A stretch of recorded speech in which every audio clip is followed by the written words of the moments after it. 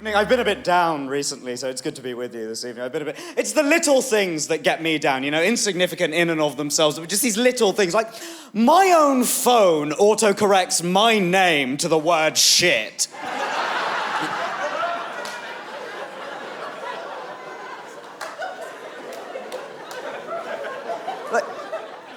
It autocorrects Ahir to shit, you understand, not Shah to shit. And you'd assume that it'd be Shah to shit, right? Same two first letters, four-letter word. But it autocorrects my first name to the word shit. It autocorrects my surname to the word Shag. Now, when do you ever use your full name in a text message apart from ludicrously formal situations? So the only time this ever impacts me in practice is when I'm like, "Dear Jerry, the rent's going to be late again this month. Terribly sorry. Feel free to call me Shit Shag." Before continuing, I should explain my accent. I do realize that I sound as though I've been colonized by my own voice.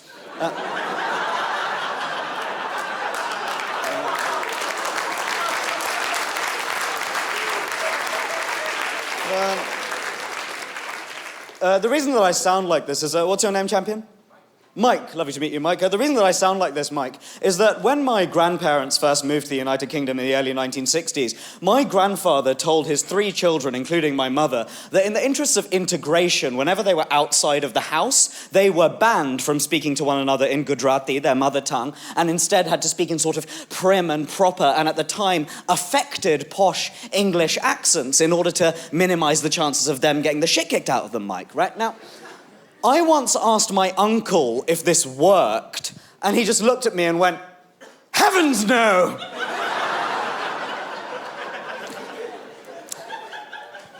So, not only did he still get consistently wailed on by skinheads in alleyways after football matches in the 1970s, but also, whenever I now perform in front of a post-industrial northern English town on a Friday or Saturday night, I find it quite tricky to establish a rapport.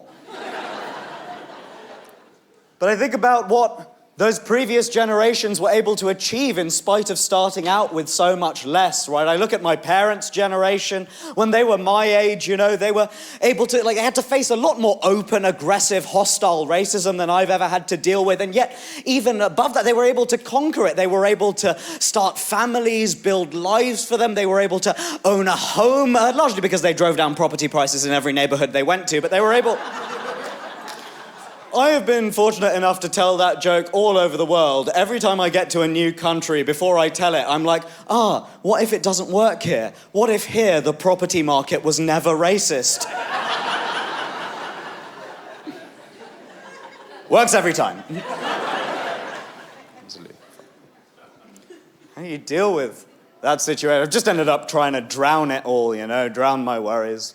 I recently signed up with a new doctor, Mike. When you sign up with a new doctor in the United Kingdom, you have to do a little quiz about your drinking, right? You've got to answer questions, give yourself a mark out of 3 and tally them all up to give yourself an overall score at the end. And it turned out the only reason that the British Health Service did not consider me to be a dependent drinker is that in the last year, none of my friends or family have expressed concern. And it is very galling to know that the difference between you and an alcoholic is that with the alcoholic, someone cares. How could you not worry, though? You know, the way that the world's going, this sort of rise of right-wing demagogic populist rhetoric all across the planet, the people are voting for, turning out in their droves to the ballot box in order to vote for this right-wing demagoguery. And I don't understand it, right? Because I'm a left-wing guy, and I don't understand why people vote for these things that seek to divide us. Well, I don't understand why they turn out, because I am a left-wing guy, right? And as a left-wing guy, I believe that everyone in the world is equal. And the thing that unites them all is that I know what's best for them. That's the true meaning of being a leftist. Never allow yourself. It is smug, self-satisfied superiority, safe in the knowledge that I am definitely right about absolutely everything. And anyone who disagrees can go to one of our lovely many new re-education camps. I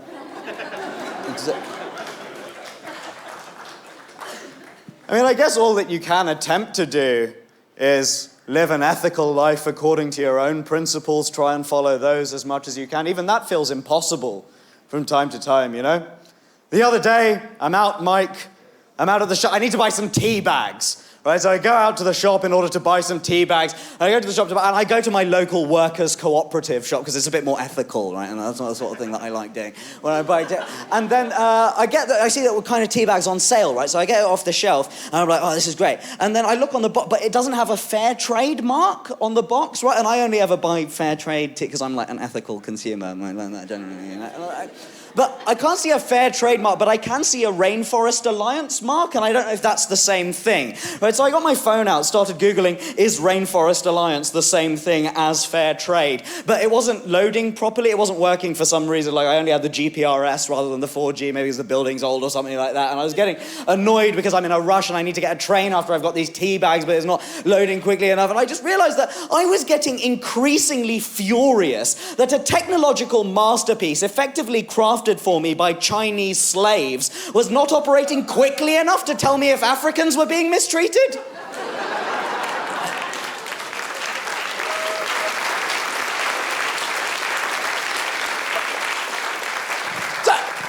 Well, there's no sense in both groups being unhappy, is there? Genuinely, I was using an iPhone to research workers' rights. That is like being a slaveholder in the 18th century, going into a shop and being like, sorry, mate, are the guys who made these whips unionized?